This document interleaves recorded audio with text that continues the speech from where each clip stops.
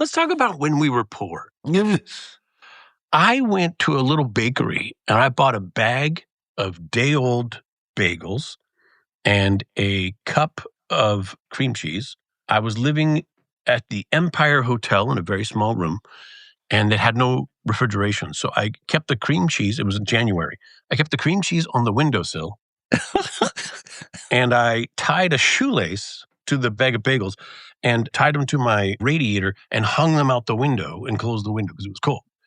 But that was my refrigerator, was I hung my food outside the window. I'm glad a pigeon didn't come for that cheese or the bag. Yeah, I was going to say, pigeon shit bagels, my favorite. I still serve them at parties.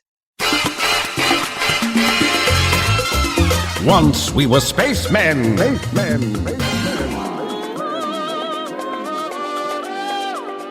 I tend to play weird people, usually aliens and robots and things that don't have romance. I once didn't get a job where they were looking for a Nathan Fillion type. Once we were spacemen. Once we were spacemen. Alan. Ladies and gentlemen, welcome back to another episode of Once We Were Spacemen. And that space was vast. Oh, it was so vast, and it was expanding at all times. So when we were spacemen, we were adrift looking at you, wondering, where are you?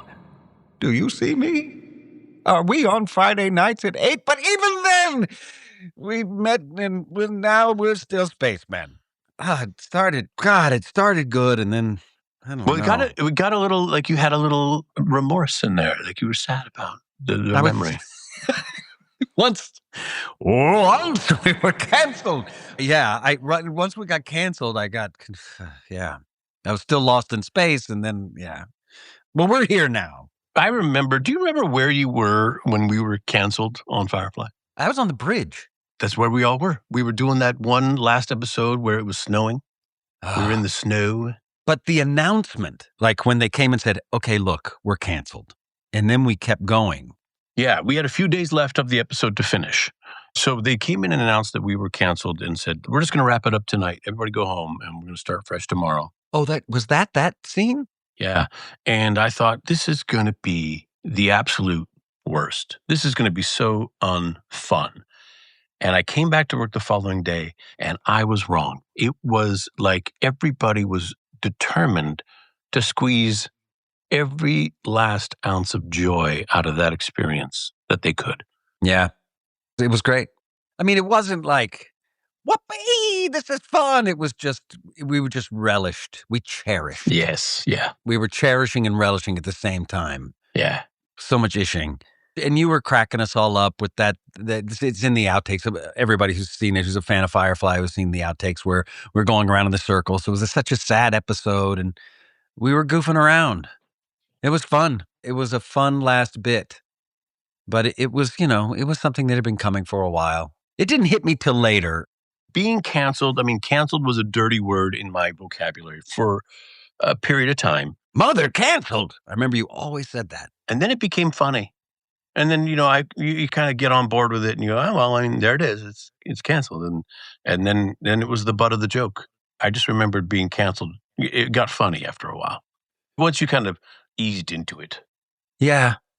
You just had to, everybody gets panicked, when you're canceled. Well, it's just like everything in acting. Every job that ends, you worry you're never going to have another job again.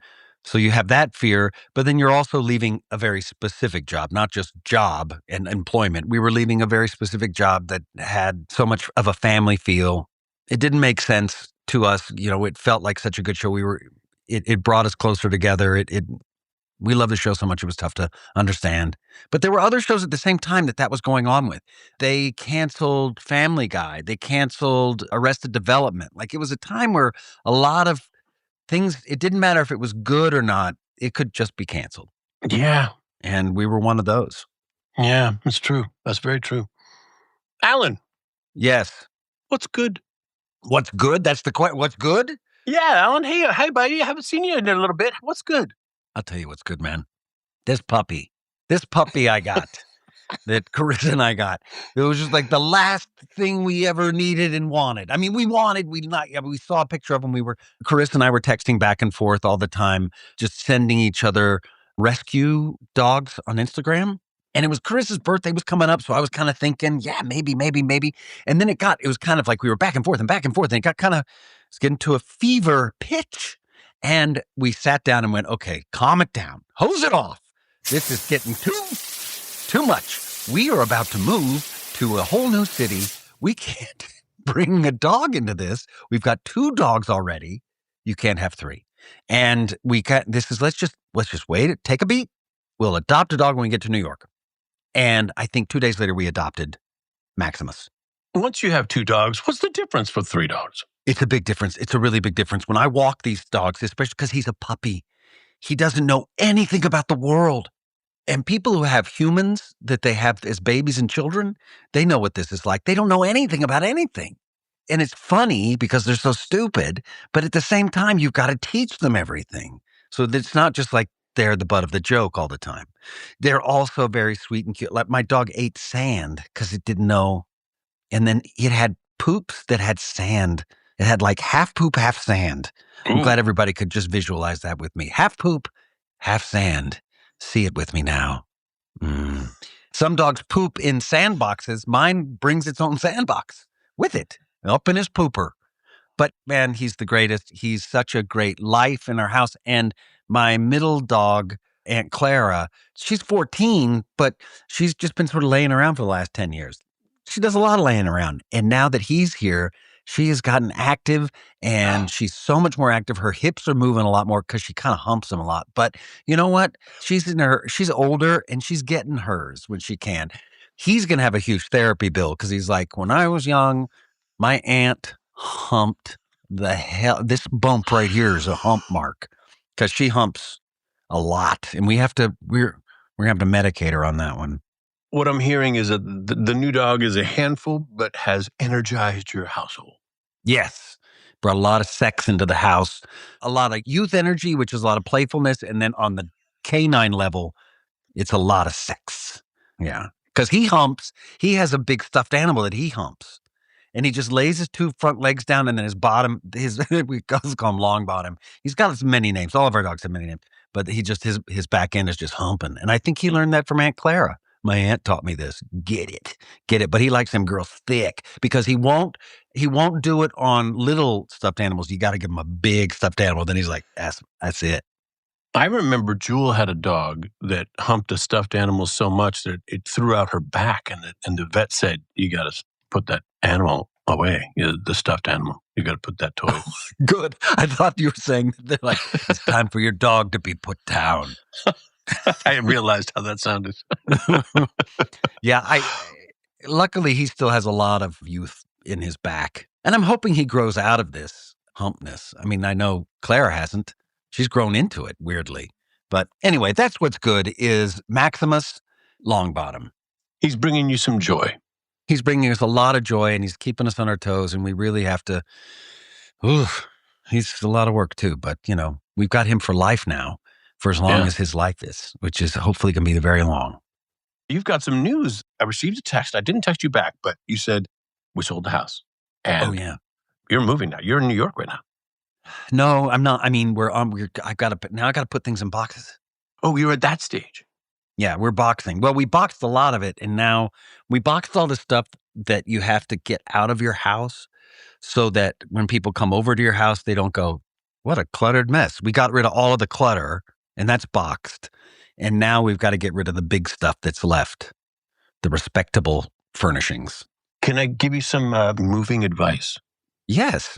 Is this going to be emotional advice or is this advice on moving? This is advice on moving. Okay, good. Okay, well, I was hoping for a moving story, but go on. For every room, have a master box. Kitchen, bathroom, bedroom. Master box? Have a master box. The master box. It's like, when we get to New York, you open this box and you unload this one box and the bathroom's now functional. The kitchen is now functional. The bedroom is now functional. Oh, because the master box. Right. So you don't have to look for like, oh, where are the pillowcases? I don't know how come we don't have everything you need to make your bed? An alarm clock, a lamp, that kind of thing. The sheets, the blankets, everything to make that bed functional. You can sleep in the bedroom. Everything to make the bathroom functional. Everything to make the kitchen. So like, oh, let's stop and have a bite to eat. Where's the cutlery? Where's the, no, there's 2 knives, 2 forks, 2 pots, 2 pans, like everything you need in one box just to make it. Now the kitchen works before you have to unload everything. Oh, that's good. Great. That is very good advice. It's weird. Master Box is Aunt Clara's nickname for her vagina. Because she's been masturbating. That's no, I get. You don't have to explain. Oh, I don't need to explain it. You don't have to. Yeah, because that's I got that one. But that is good advice for moving. Yes, and then I would say like wrap it with like red tape. So like you go, there's the master box. Like give me that. That's good too. Yeah. I've got some good colored tapes too. Fantastic. Great. That is my advice to you. Congratulations, man. I thought for a minute you weren't going to sell the LA house. So did I. It just happened. It all happened the way it happened, and now here it is. I think I'm probably going to be back to LA. I've left before. I had an apartment here. The first time I moved here was in 2000, and I had an apartment over on Hollywood Boulevard. And I lived in this 1-bedroom apartment, and then 9/11 happened, and I was in New York. And my girlfriend at the time still lived in LA, and I was talking to her, and she said, things are crazy here. People are stealing American flags from one another because there's no more American flags to buy. And so people have been stealing them from my neighborhood so they can put them up and they can be patriotic. And I said, I think LA is a stupid place. I'm not going to live there anymore. And I called a moving company and said, go to my next door neighbor. He's at this address, just the next one. It was an apartment, like one of those small Spanish, like has 5 apartments in it. Yeah. And they went and got the key from him. And I said, everything you see in that apartment, put it in your truck, bring it to me at this address in New York. And they did. Wow. So I had 2 apartments worth of stuff in my little 1-bedroom apartment in New York in Hell's Kitchen. And then we got Firefly, or I got Firefly. We did. Yeah. Yes. Firefly was happening. It was like, it's time to move back. And remember when I moved into Venice, I didn't bring anything. Because I was like, I just got it set. I'm just going to be in LA for a minute while I do this thing. Right. Yeah, you kept your apartment in New York for a while. Yeah. Yep. Kept it. I had one of those rent controlled numbers that Mom Donnie is trying to bring back. Dreamy. Mine was illegal. It was an illegal sublet, but that's 50% of what's going on in New York is under the table. I know. They like a good under the table thing. Come on, grease the wheels. I would almost be sad about the prospect of you moving back to New York if it wasn't for the fact that I see you more than ever now that we're doing this podcast. I agree, man.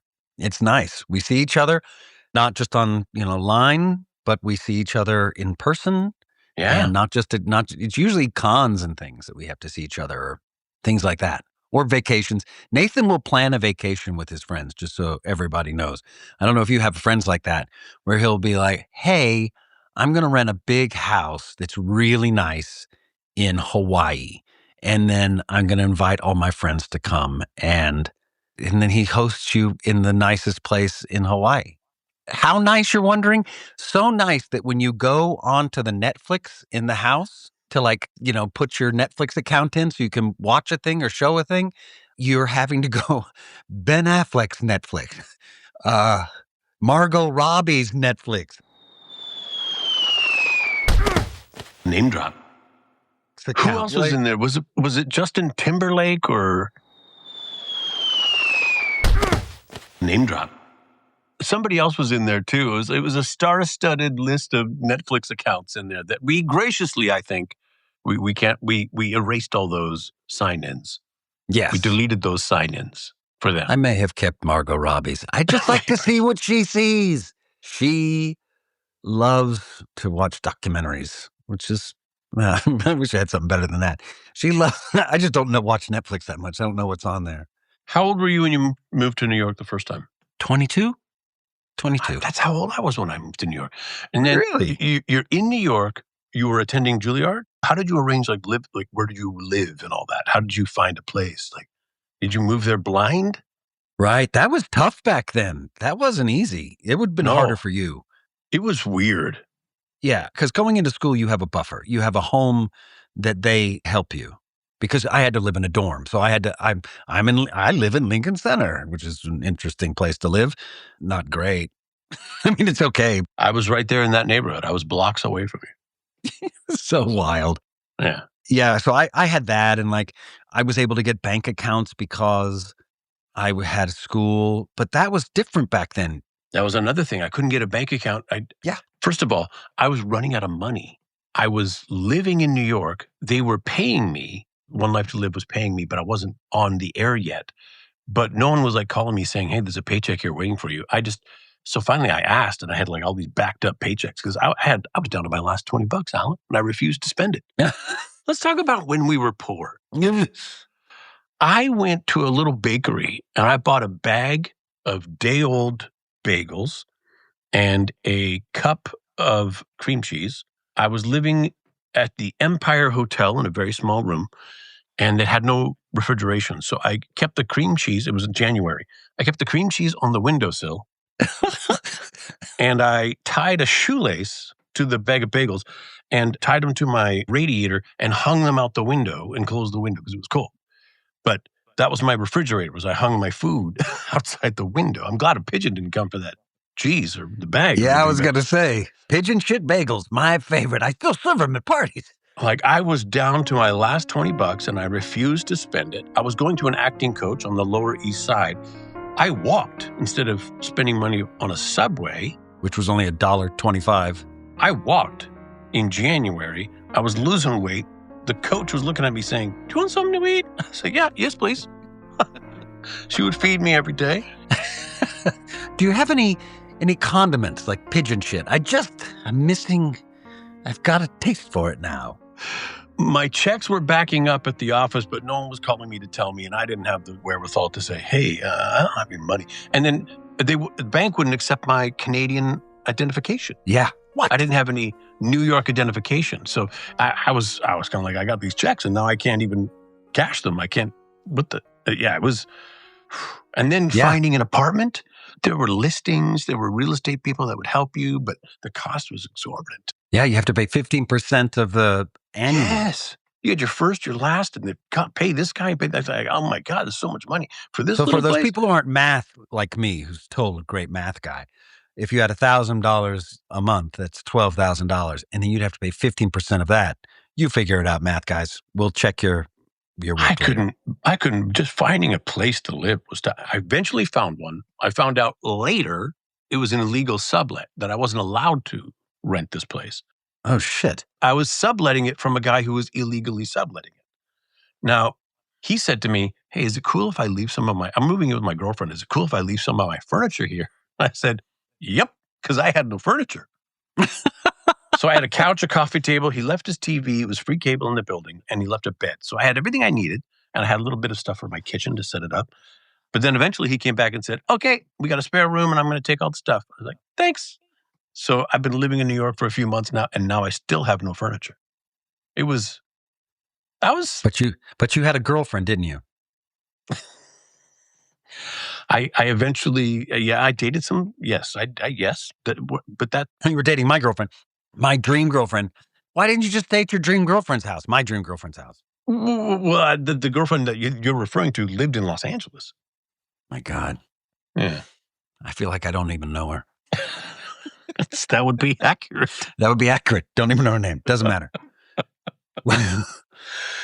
But that was me scraping by when I first came into New York. So, but you had a place to stay. I don't know if you're skating there, buddy. There's no skating. That is just grinding.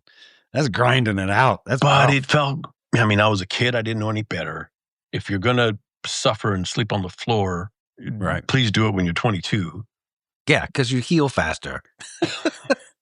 The bed bug bites that you got from the borrowed mattress from some random illegal sublet guy.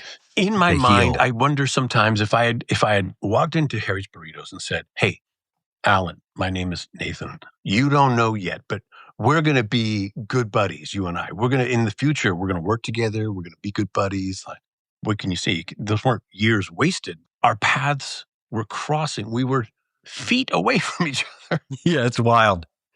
Wow, that would have been good to hang out. It would have been great. Oh. But that's that thing, don't you? Like if you could take what you know now back in the day Yeah, when sure. you know it. Well, I came across a journal packing of me at my lowest, my most impoverished. I want you to read a page or two of that journal in the next podcast. Okay. I mean, I don't know if I can. Okay, maybe I'll be able to find a little piece of it. That's good because I was depressed, man. I was an emotional wreck, but I was living in an apartment on 10th Avenue. Most apartment buildings, and it's part of heating gets paid for in Manhattan. That's one of the laws, but somehow the building that I lived in was not zoned for that. And we had these weird heaters in the walls that didn't work during the winter. And it was a freezing cold winter. And I was freezing cold and I had no money. It was during the period where I was trying to become an actor that I didn't have a job and I would just be an actor. And it wasn't working. I had put in unemployment from my waiting job, which all the waiters made fun of me for. And I found out later behind my back. When they finally got back to seeing me again, they're like, let's just say this in front of you to your front. And I heard it that the manager would always make fun of me, the guy who fired me, whatever. Oh, yeah. Ron. So I had no money. I had done a play in Philadelphia. I had come back. I was waiting for the play to find a theater. It didn't look like it was going to get a theater. I was waiting for any kind of unemployment. I had a bunch of checks that once it went through, I would have a bunch of unemployment money, but I didn't have it. I had a roommate that her and I did not get along, and I was juggling bills. Like she would give me rent money and I would pay it on other things. Oh, it was awful. Like I would pay my electric bill. I would put my rent check in the electric and fill it out to my landlord and send it in to the electric company. And then they would go, this is the wrong check. Oh my gosh, I'm so sorry. Did I send you the wrong? So I sent him the wrong thing too. So I was buying any amount of time I could. I was just trying to. That's stressful. Just going days. And I was eating chili that my parents, when I went to school, they would send me cans of Wolf brand chili, which is disgusting. People who know this chili, it looks like dog food when it comes out of the can. And I wouldn't eat it. It was gross, but I saved it. And so I had cans and cans of this chili and I broke into it. So I had a chili diet I would buy Fritos and I would put Fritos in the chili and eat it. You must have smelled great. I know. And I lost so much weight. I looked really terrible. And that's when this journal entry is. I'm freezing in my room. I had a small heater that I could put under my desk and it would put out just enough heat to heat my legs and it would kind of come up over my body, but it was freezing. There was no windows in the place. It just draft would go through it. That was right before I got my last job. I had to get one more job before. Did I tell this story? My one more job? No. So the play, Bunny Bunny, which was the first play I ever did, I was waiting for it to get a theater and I was called and told by the producers, we can't get a theater. It's like there's only so many theaters in New York. It's like planes that are waiting to find a landing strip. So some planes get the go ahead and some don't. So I was called and told we're going to have to wait till next theater season to get a theater. So we're sorry, Alan. I know you were hoping to get a job, but you need to start looking for another job. And so everything I've been trying to push everything off to, that is now not going to happen. So I went downstairs and in the bottom floor of my building was a trans bar. And I thought it was called Carla's 2. And right next door was Carla's. It changed names a lot. It was a lot of drugs went through there. I think a lot of sex stuff I know a lot of sex stuff happened in there. Cops raided it one time. But for as long as I lived at this place, and I lived in it for a few years, there would be, in the mornings when I was going to school still, there would be limousines parked out in front of it. Like limousines and this dive bar never made sense. Because we would always be like, there's drugs going on. My roommate at the time, Jamon, we were like, this total drug scene. And then one night, cops had raided it. Anyway, they renamed themselves Carla's 2, or in my journal, it was called something else. It was called, I'll find it in my journal. But I can't find anything about this. It was on 10th Avenue between 54th and 55th. If you know the trans scene at that time in 96, 97, everybody I talked to in New York, they're like, oh, I used to love those bars. Which one? Which one did you work at? Because I went down, I sat down, had a drink there, and the guy behind the bar was like, I need a bartender. And I said, I need a job. And he gave me a job. Oh, I worked there for one night. Because it was such a train wreck, I only worked one night. what kind of a bartender were you? I had been a Mexican food bartender in Texas at like a really busy bar, where it's like 4 and 5 people deep, like you, and then lots of Really? margaritas. Oh, yeah. I was term and burn 'em, baby. I would, a lot of frozen drinks, just everything. I didn't know this, Alan. Yeah, I was a bartender in Pennsylvania. When I was auditioning for Juilliard, I was staying in this little town in Pennsylvania, Milford. Should this be the Let's Get to Know You Better segment? That I'm a bartender? Yeah. I think it's more important for you to know that I was a bartender at a trans bar for a night. This is all part of it. Getting to know you. Let's do the song. Let's do the song. I know you and you know me. Let's get to know you better. Go, Alan. You were a bartender. Let's talk about your cocktail adventures. So this night at Not Carlos 2, there was a guy. He was in makeup and his hair was done, but he just wore like a ratty t-shirt and sweatpants. And I really wish I remember his name, probably their name, but at that time in 97, it was his name. I remember he had crust around his nostrils. His nostrils were really dry and crusty, so I was like, oh, he does lots of cocaine. That's what I remember thinking. And he was going on, and he had this accent, and he was like, this is awful. This is my 6th shift. It's terrible. I can't believe this is where I ended up. I used to be a tightrope walker in the circus. Wistfully looking off into the distance. I was in the circus for years, tightrope walking, swallowed fire for a little while. I did different things. It was just a different time, and a song would come and he's like, I used to dance to this in the Cage aux Feux when I was in Paris. I did that for a year and a half. I have a great swath of land in Africa, but I won't let anybody hunt zebras on it. It used to be a zebra hunting lease, but I refuse to allow them to do that anymore because I love zebras and I don't want them to die.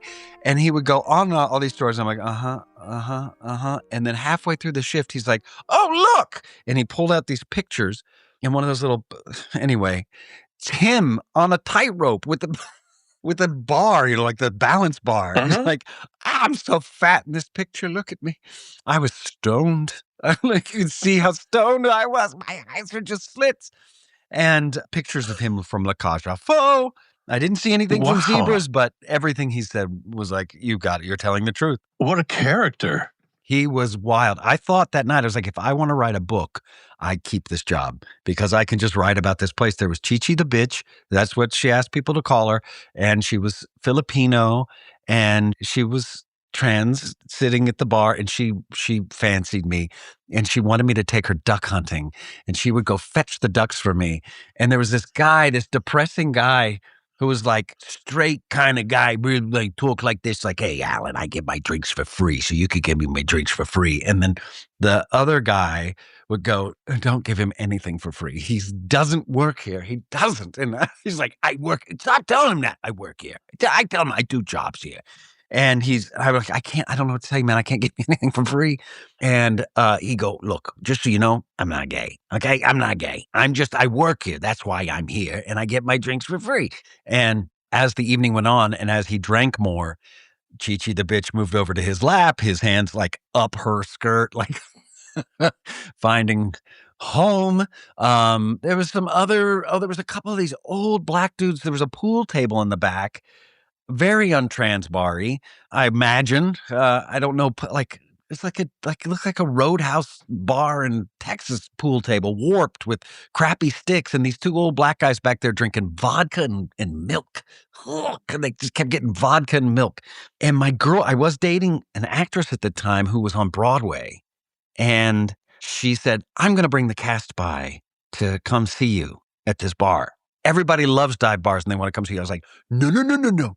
You cannot do that. This is not that kind of dive bar. It's not that kind of dive bar. This is the kind of dive bar that's depressing. Like, they taught me how to pour the cheap vodka into the Absolute bottle because Absolute was the expensive vodka. Right. Wow. which is not a great vodka. And when I don't think that's a great, but anyway, not a sponsor, obviously. And everything was just dirty and it just was not good. Somebody stole all my tips. Fuck. Anyway, but it was pre-cell phone days. So there's no way to get her to know that after the show, don't come. So she brought in her cast, a few of the cast members, but one of the people she brought was this fantastic actress who was making her Broadway debut. Her name was Allison Janney. Don't know what happened to her. Allison Janney. Name drop. And so I'm there with Chi-Chi the bitch and this guy doing La Cage aux Folles numbers and the two guys in the back, and I'm making the shittiest martinis with these desiccated little olives. Ugh, and giving them to Allison Janney, and they're tipping me big, and all of those tips got stolen. It stayed open till 4 in the flipping morning.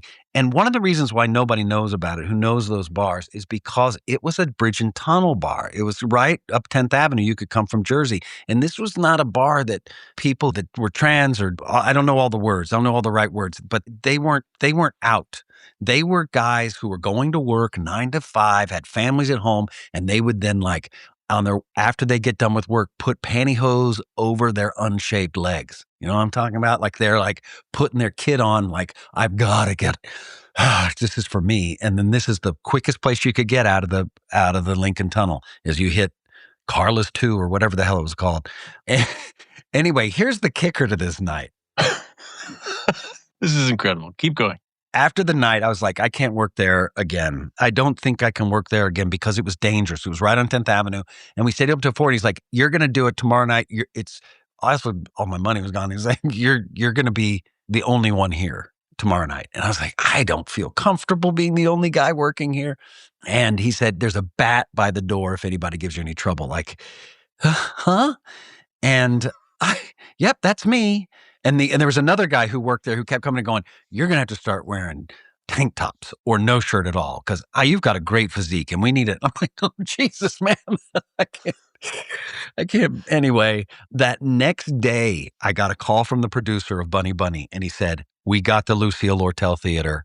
We're putting the play on, and it's coming. It's going to be soon. So I didn't need the job anymore. And then this is what's crazy is that play did so well for me.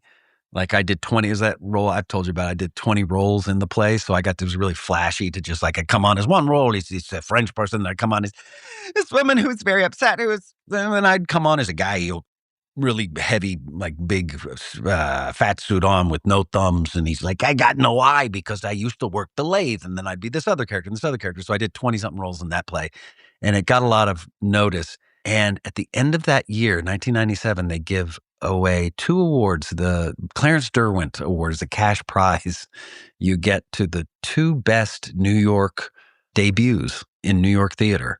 And one man and one woman get that award. And I got it. And I got it with Allison Janney. It's like just months before I was serving her drinks at whatever the name of it was. Yeah, pretty crazy, right? And it's sad because her career hasn't done well.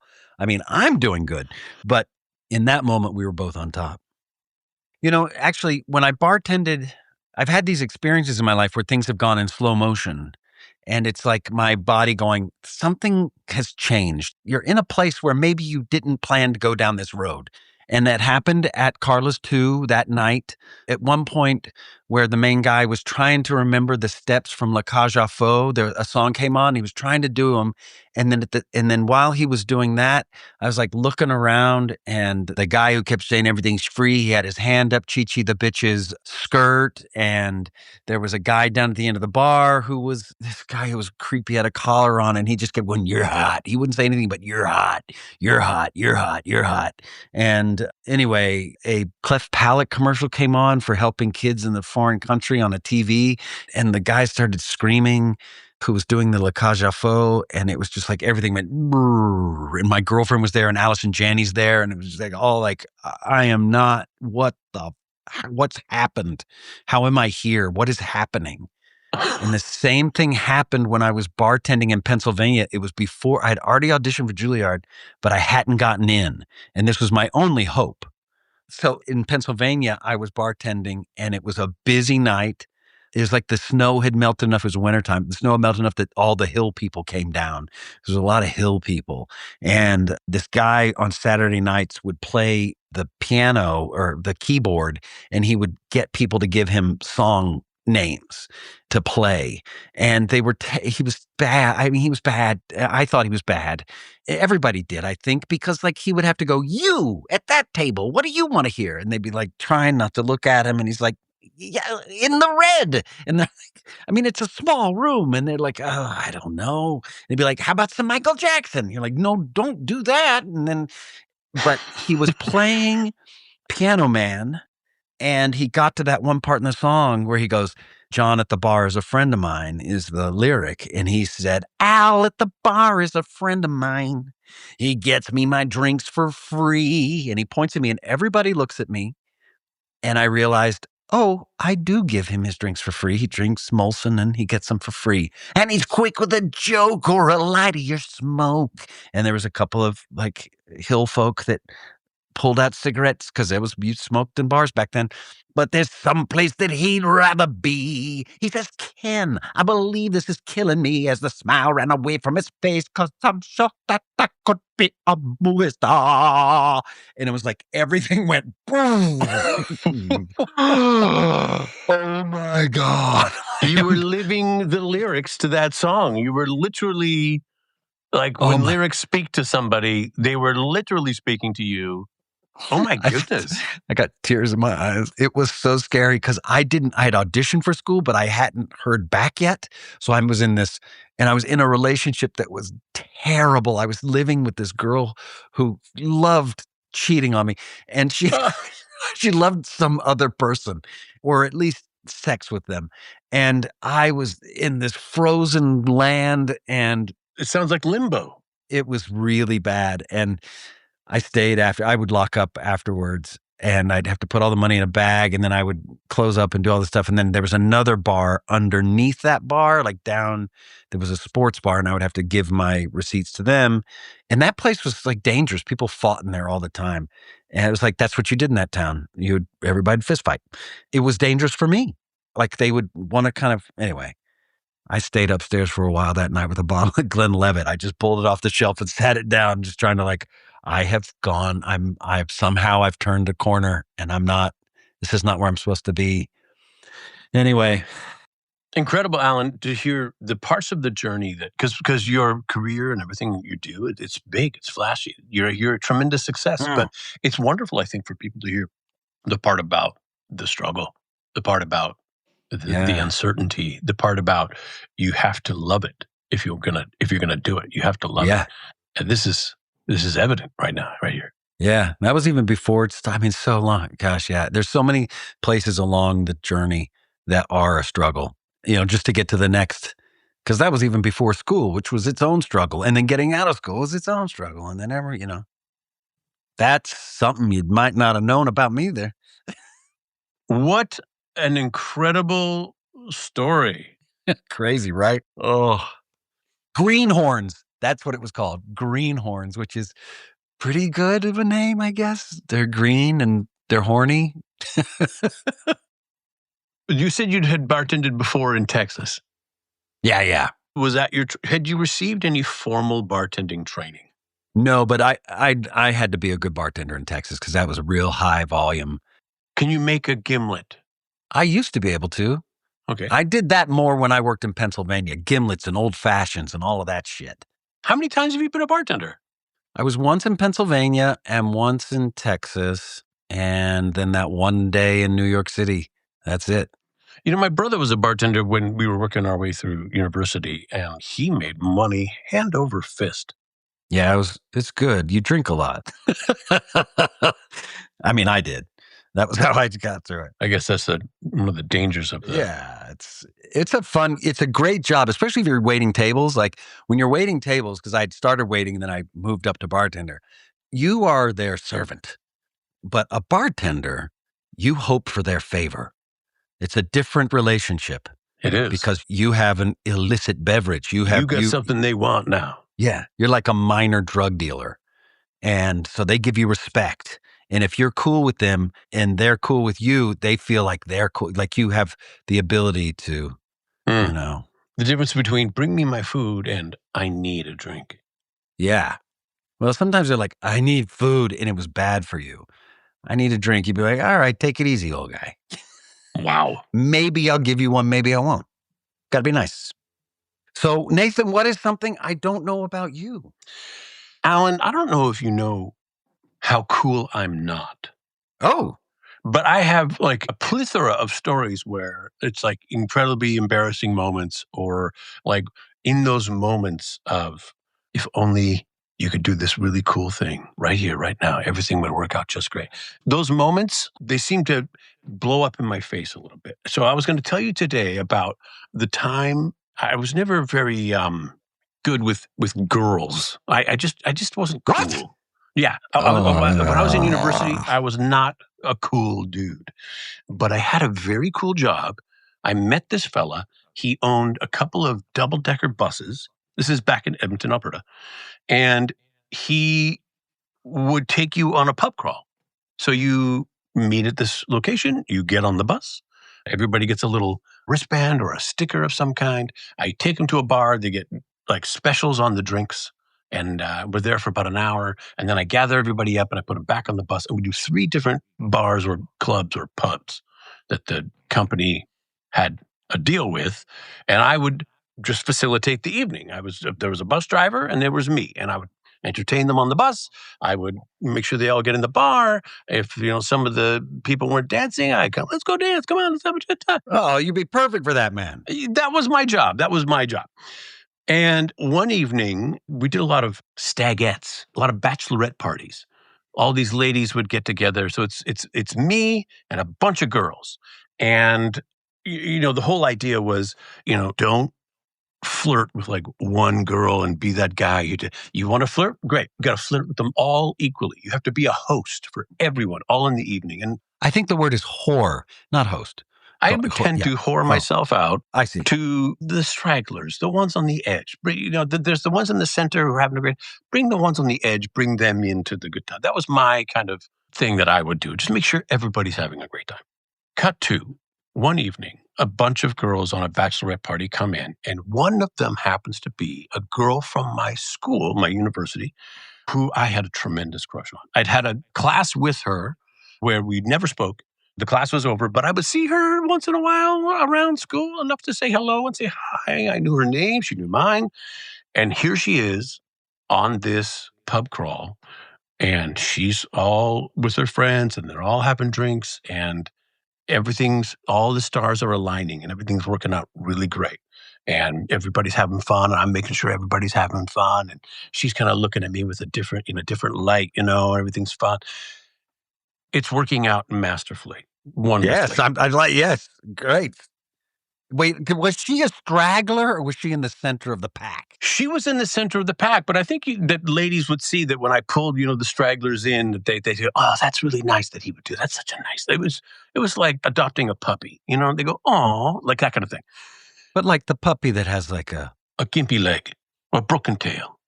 What have you? Yeah, that's kind of like my dog Max. This particular evening happened after a bunch of raining. The weather had been rainy. It wasn't raining the particular moment, but it was wet. It was all very wet outside. And I'm helping some girls jump onto the bus. I'm sitting right at the back door. And here comes the crush. And she does this little skip over a puddle. And she kind of jumps up onto the bus and then loses her balance and starts falling backwards off of the bus. And we lock eyes. Time is moving slow for me. I go, I got this. I have a hold of the bar that you kind of hang onto the railing bar as you get on the bus. And I lurch out and I reach out because her hand is out towards me now. I reach out to grab her hand. I said, I'm going to snag that hand and I'm going to pull her right up onto the bus. It's going to be a moment. Mm-hmm. And it's like I said, it was time slowed down. And you can just see in slow motion, imagine these two hands coming for each other, just about to reach, but there's that moment of, oh, he's not going to make that. And then I just touch her fingertips and she falls, bam, on her ass in the puddle that she just skipped over. And it was deep. Eyes locked with me the entire time. She never even looked at me again. She never once looked at me, spoke to me at all. I bet she was embarrassed. Well, of course she was. Yeah, I mean, you'd let her down and totally let her down. I failed entirely. Yeah, you failed her, but she was probably more like when she's like, I can't look. I bet she has a version of the story which is like, and then the guy, but I fell too fast because I was truly a straggler in my heart. I'm sure that in her eyes, it's like, he could have saved me. He could have. Yeah. And that was not the first, nor was it the last time I embarrassed myself in a huge way. Did I ever tell you about the cocktail straw? Do we save that for another thing, or just go with this one? Cocktail straw will be my next embarrassing story for the next episode. Because I'm still absorbing this one. Poor girl. I'll never forget that look on her face. There was a girl when I was in, elementary school, I mentioned her name in a Firefly outtake, Patricia Grisanti. Grisanti! I'm a leg man from way back. Patricia Grisanti, when I was 13 years old. First year, I had hair down there, if you know what I'm talking about. Remember? I know this line. I was wondering, is that a real girl or did it was a real name up? It was a real girl, but I was really young, and it was so elementary school. We took a field trip just at school. There was a creek behind the school, and we walked around the creek, and they pointed out tadpoles and things like that. And I was right behind Patricia Grisanti, and she slipped and was about to go in the creek, and I grabbed her from behind and pulled her up and saved her. And she just kept walking and never turned around and said, thank you. And I've wondered to this day, was she really slipping, or was I just like in my own weird, like, oh, she might slip, and I just grabbed her? I don't know. Maybe I just grabbed a girl. Was she saved or was she mugged? Yes, I don't know. I may have assaulted a girl when we were both in elementary school, and I don't know what it was. She didn't give me the time of day either way, so she was definitely not a straggler. I was more of a outside of the. I wouldn't like. You were the funny guy in school. The funny guy in school goes to all the parties, but he gets the last girl. I don't. But he doesn't. He does not. He gets a girl much later. Girls don't want the funny guy unless he's like the good-looking funny guy, or like like the jock funny guy. You're not going to get like the weird funny guy until much later, when women have been through the other guy and they're like, I'm tired of that. Oh, hey, this guy actually cares. Yeah, you'll have your day. I'll have my day. Yeah, but the day takes a while to get there. But it's here now. Things worked out for you, Alan. You married your school crush. I did. I mean, it was a crush. I definitely had. I was sweet on her. Yeah. But I was dating somebody else, so it didn't, it wasn't. It was better than a crush. It was pure and chaste. I liked her, and we had, I don't know that she realized at the same time that we were, back in the day, she definitely didn't see me the way I saw her. Like, we stole that boat. We stole a boat on Central Park. We were out, like our group of friends, and I was like, hey, I know how to steal a boat in Central Park. I figured it out this week, I think, if you want to come. And it was like 2 a.m. And she was like, hell yeah. And that's what I liked about her, that she was that person that would be like, yep, let's go. I didn't have anybody else to do that with. Everybody else thought it was a bad idea, which, maybe not a great idea, but the only person who wanted to do something wild with me was her. And when we stole it, we just borrowed it. You're not going anywhere at Central Park. They locked up the oars, so we didn't have oars. And I found this long 2x4, so it was kind of like a gondola. Nice. As I was going, which is wild. I asked her to marry me on a gondola in Venice. So there was a lot of weird things that, like, oh, coincidence. But when I was on that boat gondoling her, and she was like checking out, like in the middle of the lake, she was loving it, and she was smiles and all that. In my mind, I'm putting a romantic cast over the whole thing. She was still in Adventureland. It wasn't years later till she saw me, till she told me after a performance of Spamalot, she came and saw it with her boyfriend, who I did not know was her boyfriend. I thought he was just her gay friend who was a dancer. She said, asked me who I was dating. And I said, I don't date anybody in LA. It had been 3 years since I had a date. She goes, you could date anybody. I said, anybody? Cool. I'll date you. And she got flustered and changed the subject. And and then she let me know that guy that I had just gone like, it's just some gay friend. Was not in fact gay. And he was in fact her boyfriend. But you opened the door, I guess, at that point. If she hadn't thought about it as a possibility. No, I did. I opened the door and asked her boyfriend to leave. That was a bit of an inception. Could you go?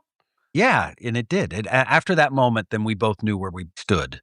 I had made a point to say, I like you as if I have a choice. And she had already said, you can date anybody. So I knew that she valued me. Plus, she'd seen me when you see somebody in a play, a good play like that, Spamalot's a really fun time. When you get to show your stuff. Yeah, you get to show off. And it looks a lot harder than it is from the audience, Anyway. Alan, that was, you're a romantic. Absolutely. You are a romantic, my friend. I am. Yeah. You are largely guided by your heart. Yeah. That's lucky. I think that's an easy thing to be like, I'm a poet, and you live on the road and you don't, like on the side of the road, not like going from town to town, like, get out of here. Alan, one of my goals for this podcast is I have such a wonderful time spending time with you. Always. I always have so much fun. Likewise. One of my goals is people getting to know you a little bit better, like in the way I know you. And I got to tell you, man, I learned a lot about you today that I did not know.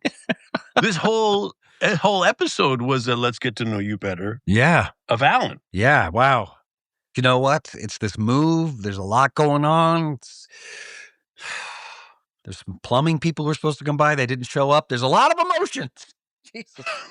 Moving is among the top 3 most stressful things you can do. I get it, man. I agree. It feels like it.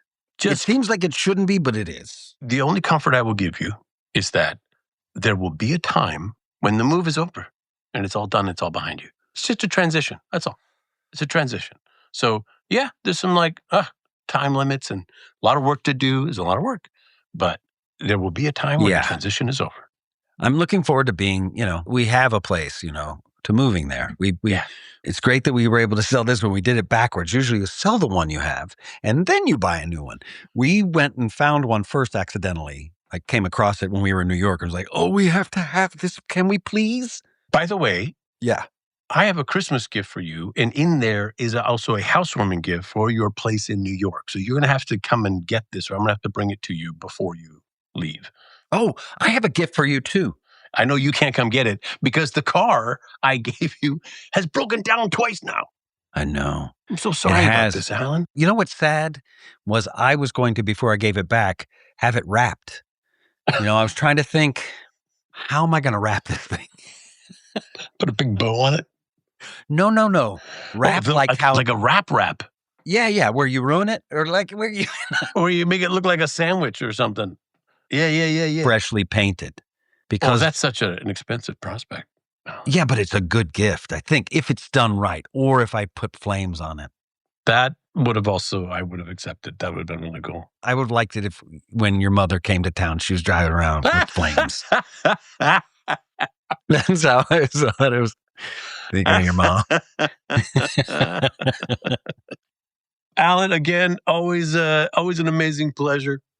Yeah, brother. You too, man. I learned so much about you today. And I learned about you as well.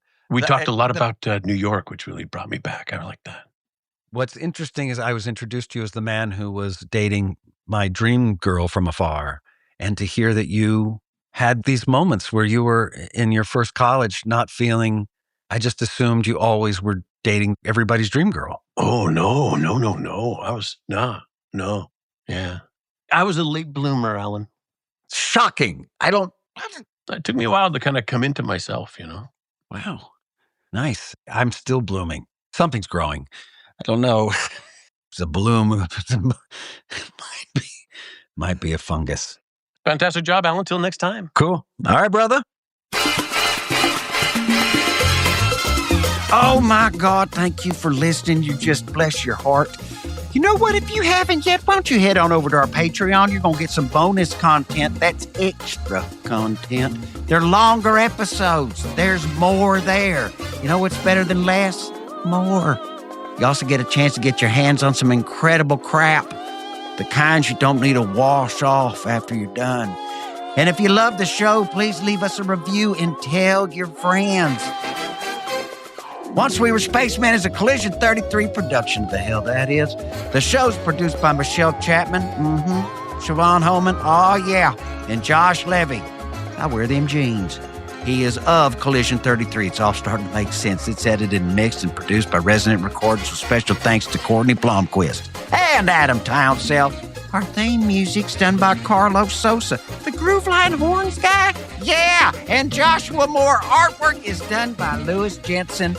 Until next time, I swear to God, I love you.